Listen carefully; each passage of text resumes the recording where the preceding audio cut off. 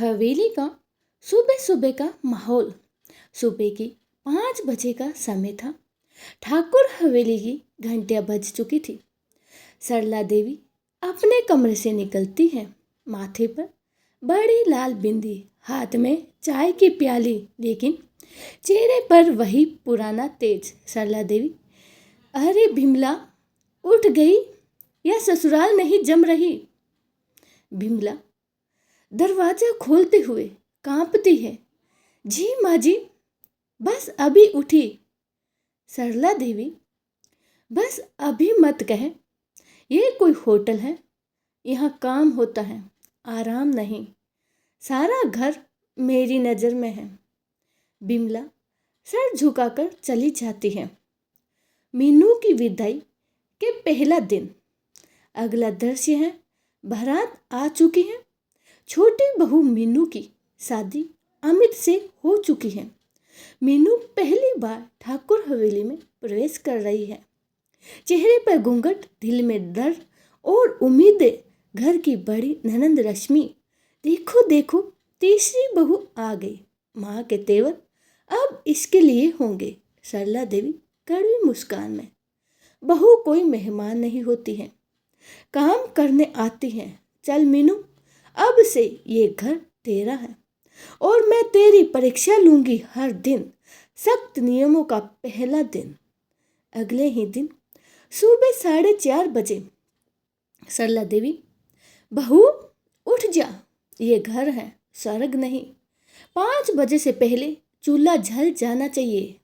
चाय, सफाई, पूजा सब तुझे करनी होगी, समझी? मीनू हड़बड़ा कर उठती है। वो मायके में बहुत ही लाडली थी। वहाँ तो उसने चाय तक भी नहीं की, लेकिन अब यहाँ उसके लिए हर चीज नया और कठिन था। वो धीरे धीरे रसोई में जाती है। हाथ जल जाता है चूल्हा जलाते वक्त, फिर भी आंसू पोंछकर काम करती है। पति अमित की चुप्पी। रात में मीनू पति अमित के पास जाती है। मीनू धीरे से, अमित जी। माँ जी बहुत डांटती है, थोड़ा तो कुछ बोली उनके सामने। अमित डरते हुए स्वर में बोलता है, देखो मीनू, माँ को मैं भी नहीं टोक सकता। उनका गुस्सा सब जानते हैं, बस तुम से मान लो सब। मीनू का दिल ही और टूट जाता है, लेकिन वो हिम्मत नहीं हारती। बहू की फुसफुसाहट। रात को छत पर तीनों बहुएं, बिमला, कविता और मीनू, आपस में बात कर रही होती है। बिमला, मीनू तू नहीं है, पर सासू माँ का खौफ बहुत पुराना है। हमने कोशिश की थी, लेकिन कविता, जब तक माँ जी खुद ना बदले, ये हवेली कभी घर नहीं बन सकती। मीनू सोच में पड़ जाती है। क्या मैं इस घर को एक परिवार बना पाऊंगी? मीनू ठाकुर हवेली में नई नवेली बहू बनकर आई थी, पर सासू माँ सरला देवी ने पहले ही दिन उसे बता दिया, ये घर तेरा इम्तिहान लेगा। अब मीनू की अगली सुबह और उसकी पहली परीक्षा शुरू होने वाली है। सुबह की रसोई में जंग। मीनू सुबह 4 बजे उठ चुकी थी। चूल्हा जलाया, आटा गूंदा, सब्जी काटी, दाल चढ़ाई। उसने सोचा, आज माँ जी को शिकायत का मौका नहीं दूंगी। पर तभी सरला देवी चीखती है, ये क्या पकाया है? ये सब्जी तो जल गई और दाल में नमक ज़्यादा है। मीनू डरी हुई बोली, माँ जी, मैंने तो नाप कर ही डाला था। सरला देवी थाली को जोर से पटकते हुए, बहस करेगी? नई बहू होकर पहले दिन से ही जुबान चलने लगी है। ये ठाकुर हवेली है, तेरे मायके का खाना नहीं। पूरे परिवार के सामने मीनू की आंखों में आंसू आ जाते हैं, लेकिन वो चुप रहती है। बहुओं की चुप्पी और डर। बिमला और कविता सिर झुकाकर खाना खा रही है। नन्हा रश्मि मुस्कुरा रही है, उसे मजे आते हैं। बहुओं की बेइज्जती में रश्मि, माँ बहू तो बहुत तेज निकली, अभी से बहस करने लगी है। सरला देवी, अब मैं इसे दिखाऊंगी कि ठाकुर हवेली में किसकी चलेगी। रात में अमित और मीनू कमरे में है। मीनू कांपती आवाज में, अमित जी, माझी ने आज सबके सामने बहुत कुछ कह दिया। अमित, माँ ऐसी है मीनू, तुम मत ध्यान दो, मेरी नौकरी का भी बहुत प्रेशर है। मीनू आंसू पोंछते हुए, लेकिन मैं अकेली हूँ, किसी का साथ चाहिए। अमित चुप हो जाता है, एक पत्थर सी दीवार की तरह। अगले दिन ठाकुर हवेली में वार्षिक हवन है। पंडित जी आते हैं और कहते हैं, इस साल की पूजा में छोटी बहू को पहला स्थान दे, क्योंकि ये पहली बार घर की लक्ष्मी बनी है। सरला देवी के चेहरे पर गुस्सा और अनिच्छा है, लेकिन परंपरा के आगे झुकना पड़ता है। पूरे गांव की औरतें आकर देखती हैं, नई बहू कितनी प्यारी है। शांति से बोलती है, माँ जी भी अब कुछ नहीं कह रही। मीनू की आंखें झुकती हैं, लेकिन मन में हल्की सी उम्मीद जगती है।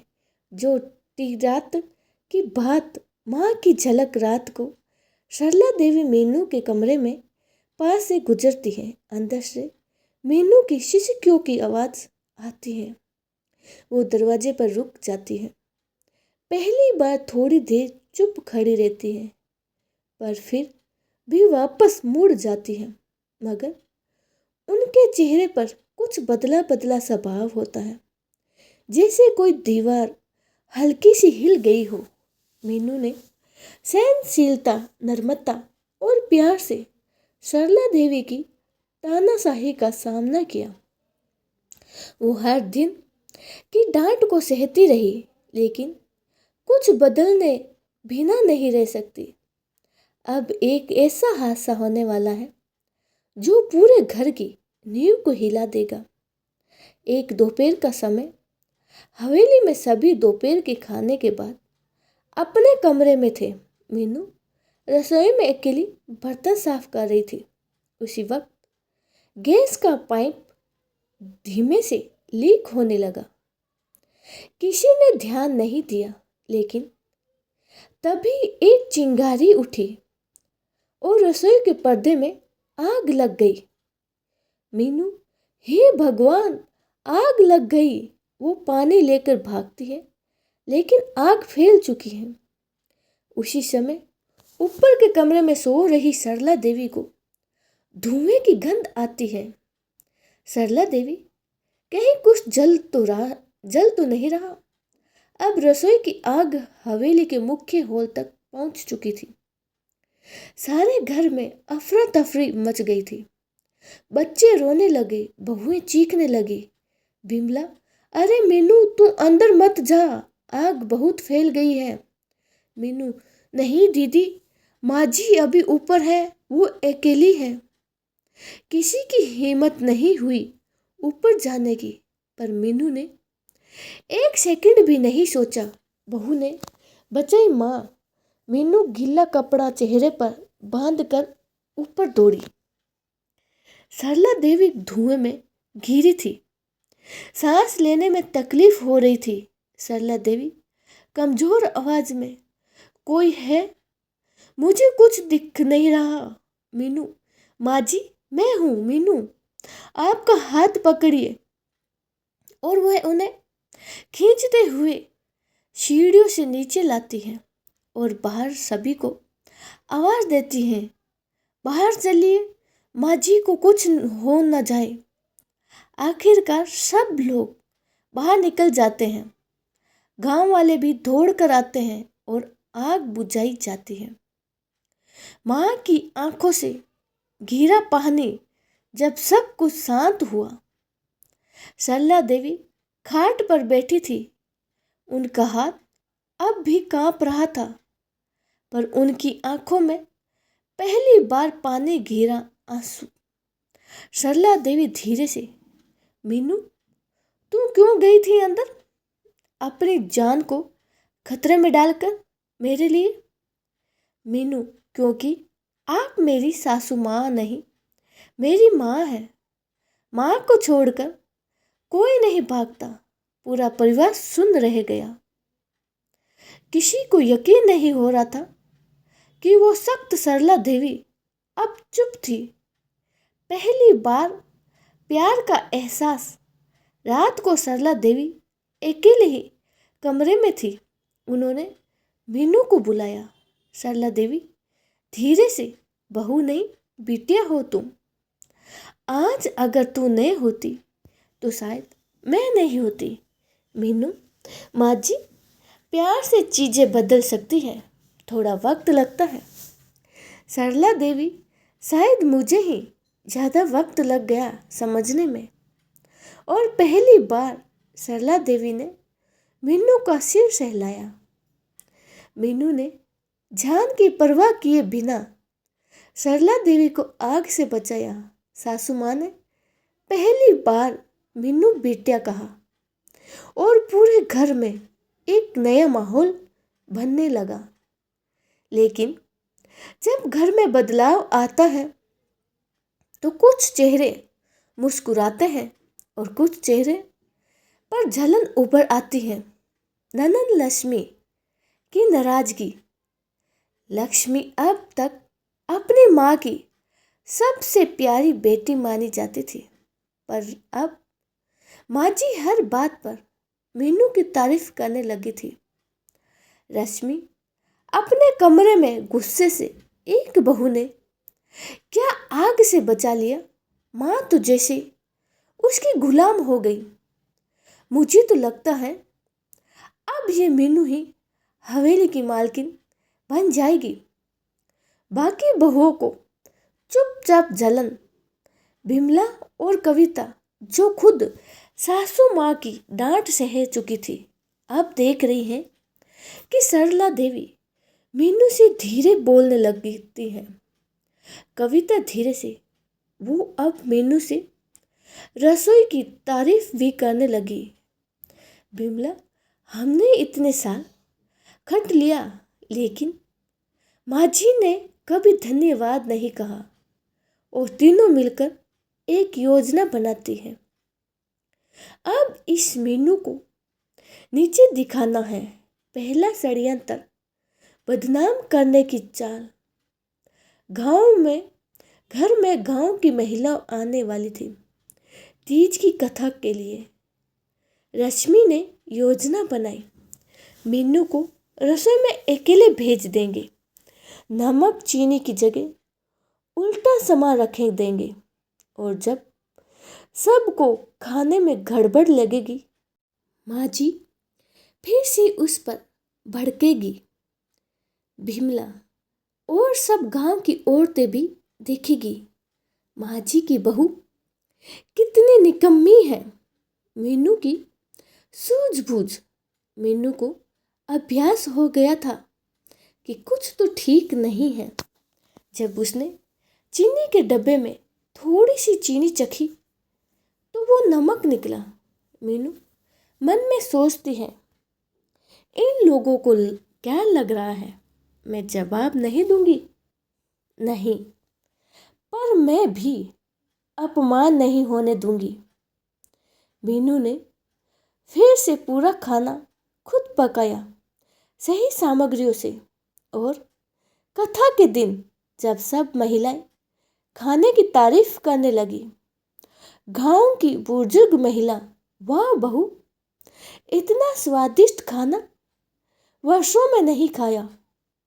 सरला देवी गर्व से कहने लगी, ये मेरी मीनू है। नाकाम योजना और बढ़ती रींझ। रश्मि, बिमला और कविता का चेहरा उतर गया।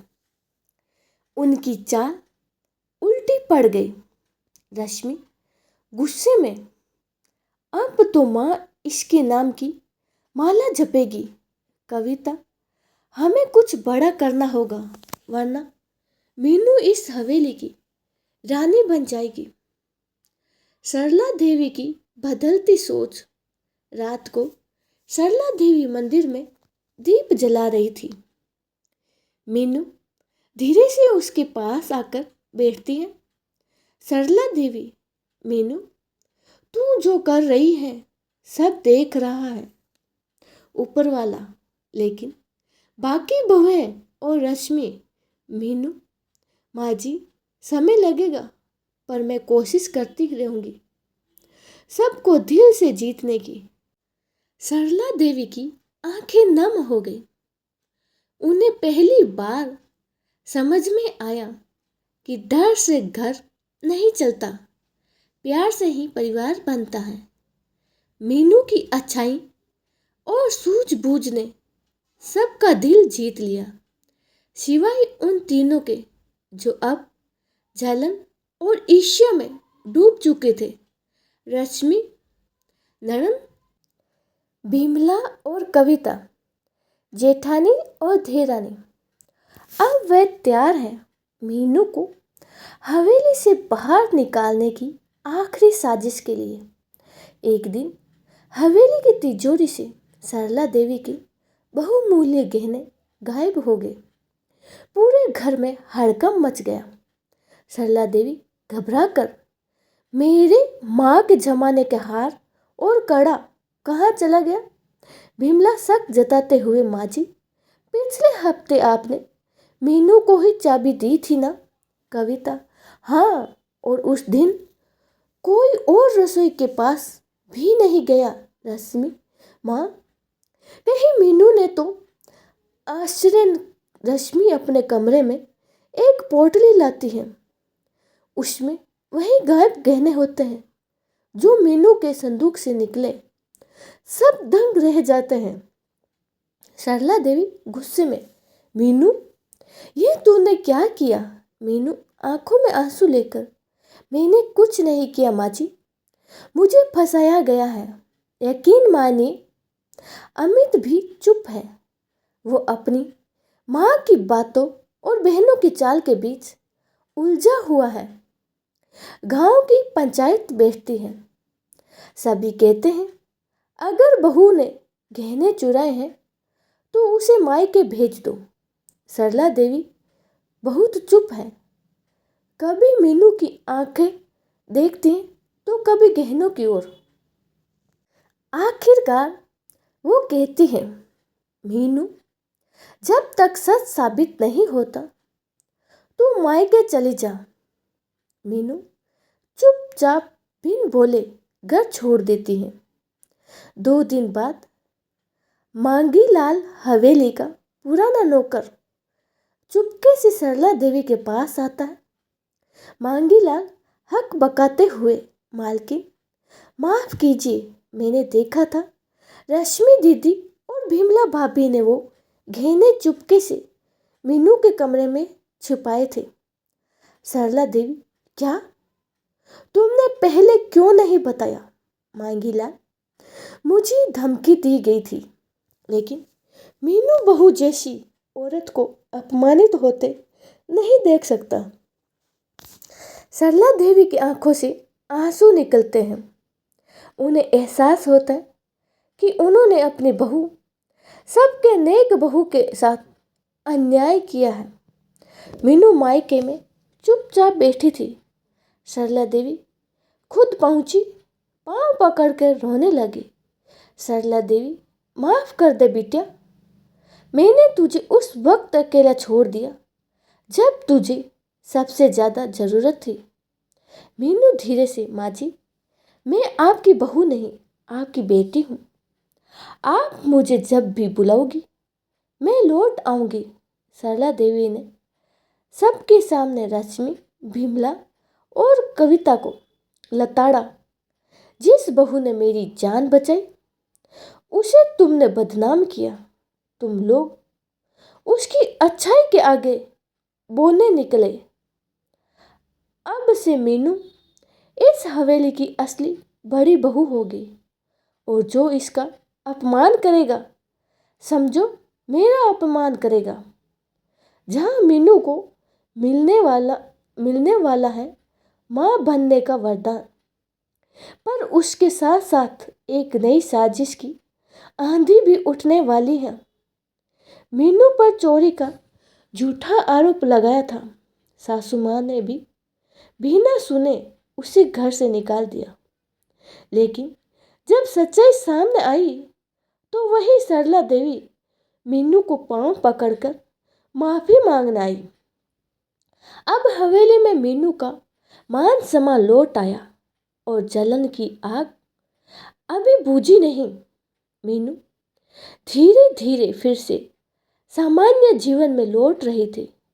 अब सरला देवी हर छोटी बड़ी बात से उसे पूछने लगी थी। अमित भी उसके साथ और जिम्मेदार हो गया। फिर एक दिन डॉक्टर की रिपोर्ट लेकर अमित भागता हुआ घर आता है। अमित हंसते हुए, माँ, मीनू माँ बनने वाली है। सरला देवी आंखों से आंसू, सच? और मेरी बच्ची, मेरी मीनू माँ बन रही है? सारा घर फूलों से सजता है। मंगला गौरी का व्रत रखा जाता है। जहाँ घर में सब सुख थे, वहीं लक्ष्मी का चेहरा जहरीला हो रहा था। लक्ष्मी कविता से, आप देखना, बच्चा हुआ तो माँ और भी पागल हो जाएगी इस मीनू के लिए। कविता, हमें कुछ करना होगा। अब ये बहू नहीं, रानी बन चुकी है। कुछ हफ्तों बाद मीनू को चक्कर आने लगे। उल्टियाँ सामान्य से ज्यादा होने लगी। डॉक्टर को बुलाया गया। डॉक्टर गंभीर होकर, ये मामूली सी नहीं है, किसी ने इसके खाने में कुछ मिलाया है। एक धीमा जहर जो गर्भ में असर डाल सकता है। उसके होश उड़ गए। सरला देवी ने पूरा घर छान मारा। रसोई से एक छोटा डिब्बा मिला जिसमें अजीब सी गंध थी। सरला देवी गुस्से से, कौन है ऐसा नीच इंसान जो एक माँ और उसके गर्भ में पलते बच्चे की जान से खेल रहा है? सरला देवी ने इस बार किसी पर शक नहीं किया। सीधे रश्मि के कमरे में घुसी। सरला देवी, अब बहुत हो गया रश्मि, तू बेटी नहीं, कलंक है। तू मेरी मीनू को और उसके बच्चे को मारना चाहती थी। लक्ष्मी बचकाना बहाना, माँ, आप मुझसे ज्यादा मीनू को प्यार करती हो। मुझे तो अब आपसे कोई रिश्ता नहीं रखना। सरला देवी कठोर स्वर में, तो सुन, अब तुम इस हवेली में नहीं रहेगी। जा, जहाँ तेरे जैसे सोच वाले हो। इस घर में अब सिर्फ प्यार रहेगा, जहर नहीं। मीनू की हालत धीरे धीरे सुधरती है। उसकी देखभाल अब सरला देवी खुद करती है। हर दवा, हर फल, हर पूजा खुद करती है। एक दिन सरला देवी मंदिर में दीप जलाकर कहती है, हे भगवान, इस बार मैं माँ नहीं, दादी की तरह प्रार्थना कर रही हूँ। इस बच्चे को, इस मीनू को कोई दुख न देना। कुछ महीने बाद मीनू ने एक प्यारे से बेटे को जन्म दिया। पूरा घर रोशनी से चमक उठा। गांव वाले मिठाइयाँ लेकर आने लगे और मीनू, सरला देवी उस बच्चे को गोद में लेकर बोली, ये सिर्फ मीनू का नहीं, मेरा पुनर्जन्म है। मीनू माँ बनी। पूरे घर ने मिलकर जश्न मनाया। सासू माँ ने अपनी जान लगाकर मीनू की सेवा की और उसे अपनी बेटी से बढ़कर माना। पर रश्मि जाते जाते हवेली में एक पुरानी डायरी छोड़ गई और कहा, इसमें सिर्फ मेरा नहीं, माँ के अतीत का भी काला सच छुपा है। डायरी का पहला पन्ना, राज की शुरुआत। एक सुबह मीनू बच्चे को सुला रही थी जब नौकरानी ने एक किताब लाकर दी। बड़ी बहन जी लक्ष्मी जाते समय ये अपने कमरे में छोड़कर गई है। मीनू ने धीरे धीरे डायरी खोलना शुरू किया। पहले पन्ने में लिखा था, ये कहानी है मेरी और मेरी माँ सरला देवी की, जो सास बनते ही राक्षसी बन गई। मीनू स्तब्ध थी। डायरी में लिखा था, मेरी माँ सरला देवी जब बहू बनी थी तो उनकी सास यानी मेरी दादी उन्हें रोज पीटती थी। उन्हें 30 त्योहारों पर भूखा रखा जाता था और माँ ने कसम खाई थी, एक दिन मैं सास बनूंगी और वही जुल्म अपनी बहू पर दोहराऊंगी। मीनू को झटका लगा। उसने पहली बार सोचा, सरला देवी इतनी कठोर क्यों बनी थी। डायरी के अगले पन्ने में लक्ष्मी ने लिखा, माँ को बचपन से ही यह सिखाया गया कि बहू पर हुकूमत करना ही सास का धर्म है और इसीलिए उन्होंने बिमला, कविता और मुझसे भी यही करवाया। मीनू को दबाओ, डराओ, जला दो, ये उनके ही शब्द थे। मीनू के हाथ कांपने लगे। जिस माँ ने अब उसे बेटी जैसा माना है, कभी खुद उसी के खिलाफ आग भड़कती थी।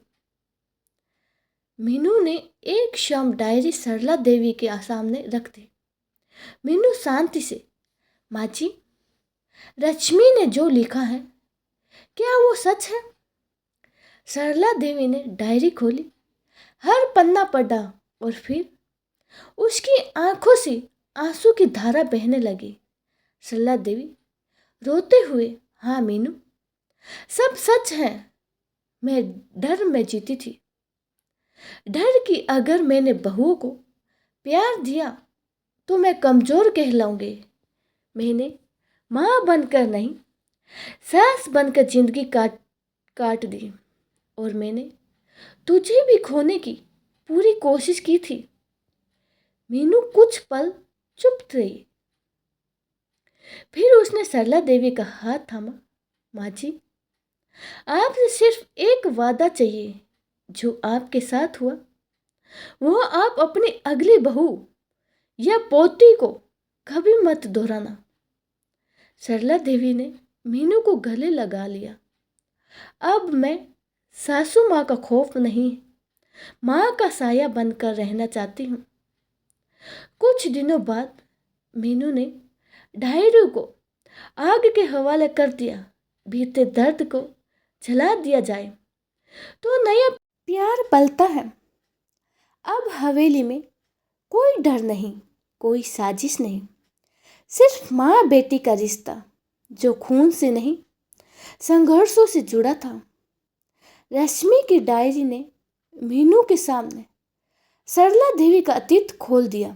मीनू ने माफ कर दिया, सरला देवी ने पछतावा जताया। अब दोनों के बीच माँ बेटी जैसा प्यारा रिश्ता बन चुका था। लेकिन शांति हमेशा के लिए नहीं होती है। कभी कभी पुराने रिश्ते नए जख्म दे जाते हैं। गांव के दूर के रिश्तेदार शकुंतला बुआ और उनके बेटे हरिलाल कुछ दिन के लिए हवेली आ जाते हैं।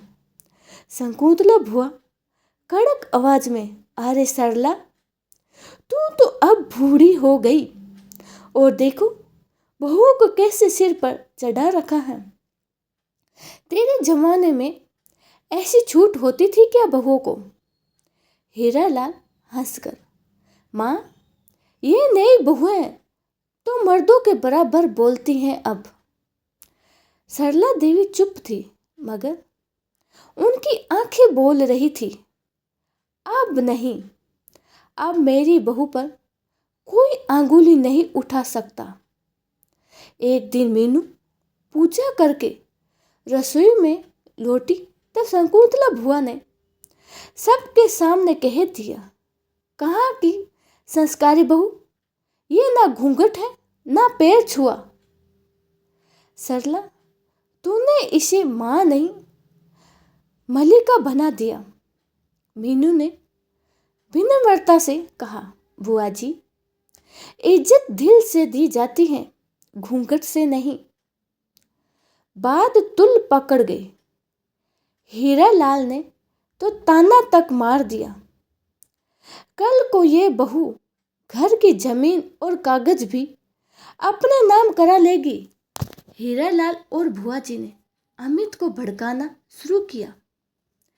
तेरी बीबी तेरे माँ बाप को कंट्रोल कर रही है, तू तो अब उनके गुलाम बन गया है। कुछ दिन अमित परेशान रहने लगा। मीनू समझ रही थी कि बाहरी जहर फिर से घर के रिश्तों को निगल रहा है। एक रात सरला देवी ने मीनू को चुपचाप बुलाया।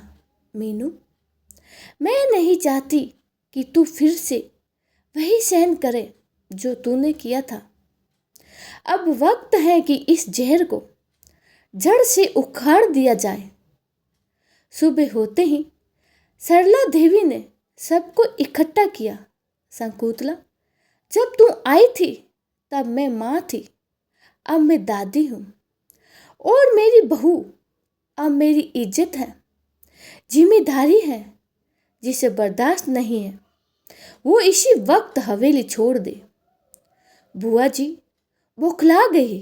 हीरालाल ने बगले झांकी और आखिरकार सिर झुकाकर उन्होंने हवेली छोड़ दी।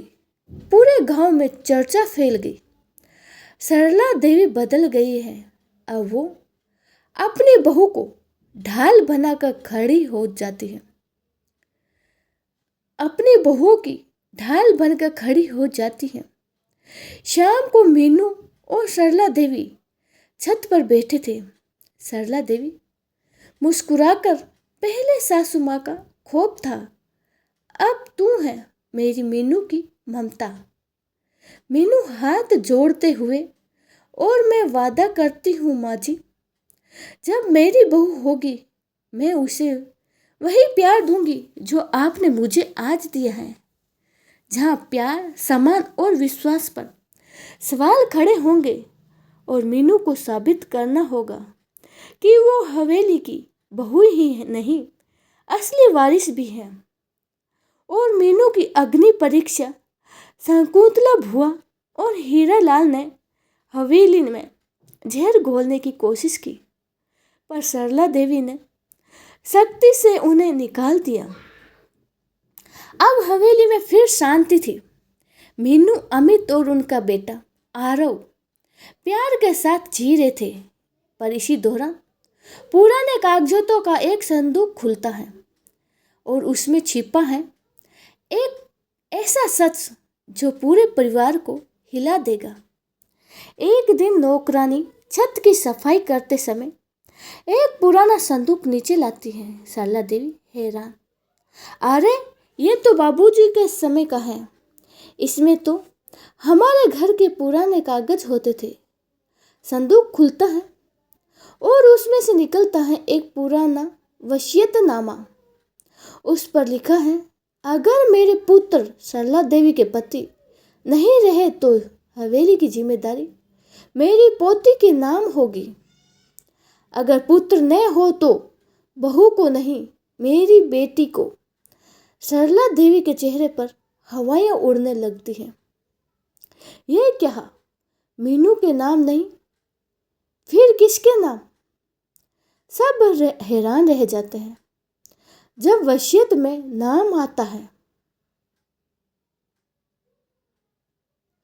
श्रीमती कविता, बड़ी बहन, मेरी पुत्री उत्तराधिकारी घोषित की जाती है। मीनू स्तंभित, अमित परेशान, और कविता दीदी जो अब तक शांत थी मुस्कुराती है। कविता, इसका मतलब ये हवेली मेरी है और मीनू अब तू यहाँ सिर्फ मेहमान है। कविता अचानक बदल जाते हैं। रसोई में ताला, नौकर मीनू की नहीं सुनते। आरव के दूध तक रोकने की धमकी। एक बार फिर हवेली में सासू माँ वाला डर लौट आया, पर इस बार बहन के रूप में। सरला देवी ने कविता को बहुत समझाया, पर कविता ने कहा, माँ, अब कानून मेरी तरफ है। अगर आप मीनू का साथ देना चाहती हैं तो आप भी इस हवेली को छोड़ दीजिए। सरला देवी ने मीनू का हाथ थामा और कहा, मीनू, जब तू हवेली में आई थी तो तू अकेली थी। अब तू मेरी बेटी है और मैं तुझे से ज्यादा आरव की दादी हूँ। चलो बेटा, हम फिर से शुरुआत करेंगे। मीनू रो पड़ी। एक सास ने बेटी बनकर साथ छोड़ा था हवेली का। मीनू और सरला देवी अब किराए के छोटे घर में रहते हैं, पर वहाँ भी प्यार, हंसी, अपनापन था। और वहीं सरला देवी ने फैसला किया। अब यह फैसला अदालत करेगी कि असली वारिस कौन है। मीनू केस दर्ज करती है। वसीयत की सच्चाई को चुनौती देने के लिए चौंकाने वाला खुलासा होता है।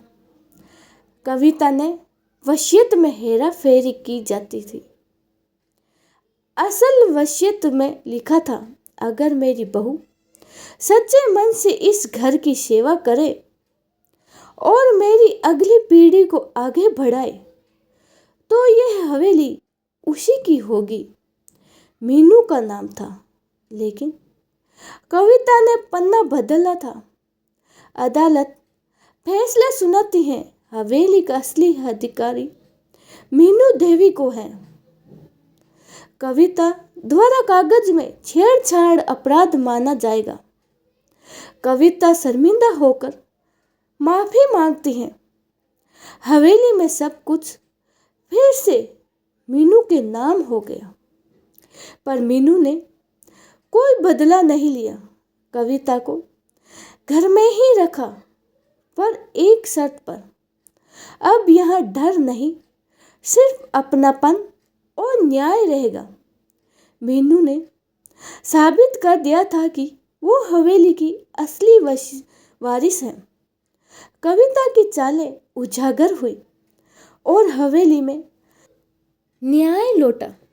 सरला देवी अब पूरी तरह से मीनू के साथ थी। अब मीनू की इज्जत घर में ही नहीं, पूरे गांव में होने लगी थी। और तभी पंचायत के सदस्य रघुनाथ बाबू एक प्रस्ताव लेकर आए। एक दिन सरपंच और गांव के बुजुर्ग हवेली आए। रघुनाथ बाबू, बहू मीनू, हमने बहुत से नेता देखे, पर तेरे जैसे ईमानदार औरत कम देखी है। इस बार तेरी उम्मीदवारी पंचायत चुनाव में रखी गई है। मीनू चौकी में पंचायत में। सरला देवी ने उसका कंधा थामा। बेटी, तू इस घर की रक्षा कर चुकी है, अब गांव की भी कर सकती है। गांव के कई पुरुष औरत के राजनीति में आने से नाराज हो गए। एक औरत गांव संभालेगी। पहले घर हिलाया, अब गांव हिलाएगी। और सबसे ज्यादा विरोध किया पूर्व सरपंच की बहू बिमला ने, जो खुद चुनाव लड़ना चाहती थी। उसने तो अपनी सास को भी घर से निकाला था। कागजों में जालसाजी का केस चल रहा था इसके घर। सरला देवी ने खुले मंच पर सबके सामने कहा, हाँ, मीनू ने अपने अधिकार के लिए लेकिन कभी किसी का हक नहीं छीना। मैं उसकी सास हूं और आज उसकी मां बनकर कहती हूं, इससे अच्छा नेता, इंसान, औरत और कोई नहीं।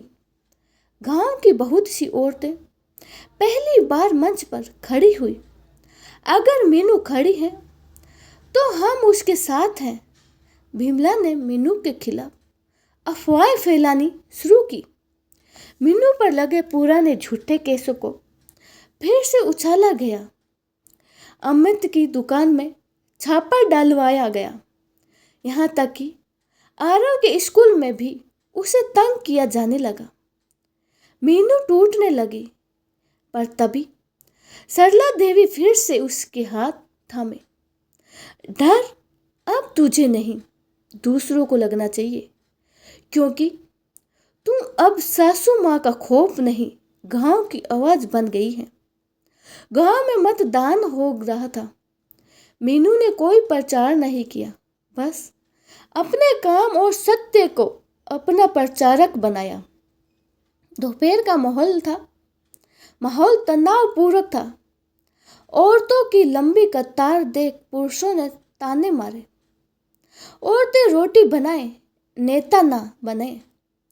पर सैकड़ों औरतें बोली, अब हमारी रोटी की गर्मी भी वोट में उतरेगी।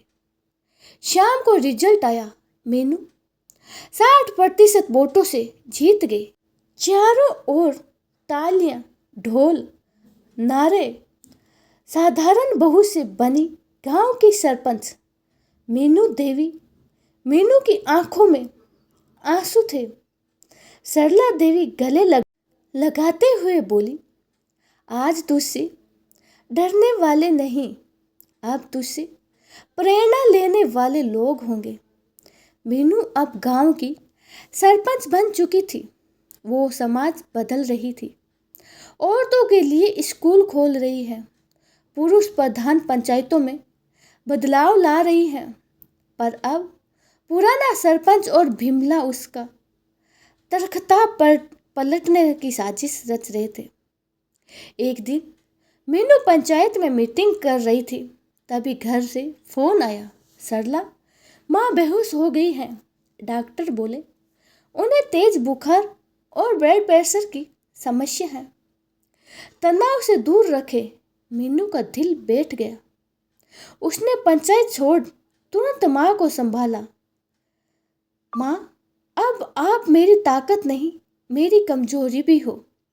मैं आपको कुछ भी नहीं होने दूंगी। उसी वक्त भीमला और पूर्व सरपंच ने सरकारी जमीन घोटाले का झूठा केस मीनू पर थोप दिया।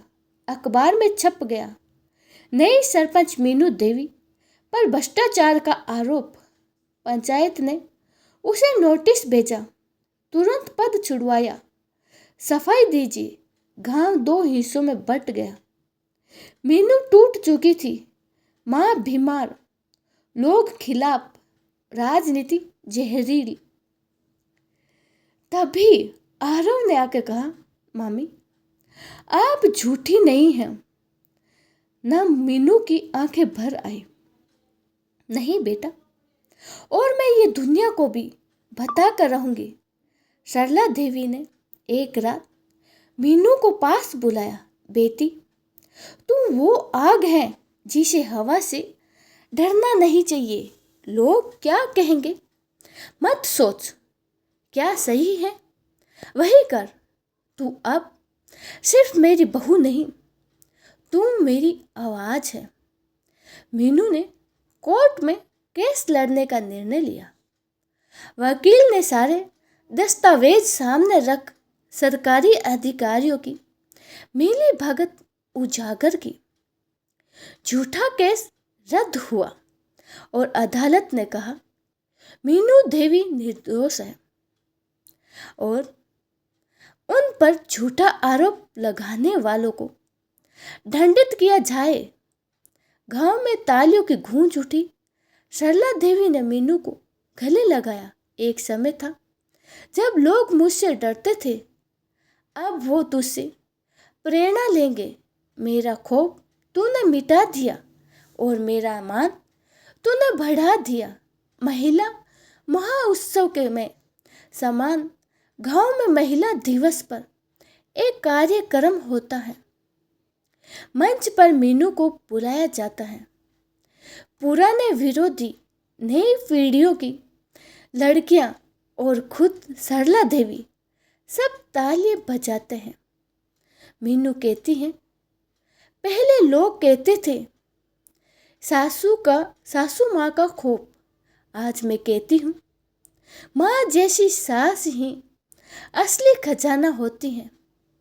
रिश्ते बदलते हैं बस अगर दिल से निभाओ तो। खौफ नहीं, सिर्फ प्यार बचता है। दोस्तों, आपको ये कहानी कैसी लगी कमेंट बॉक्स में जरूर बताएं। जय श्री कृष्ण, राधे राधे।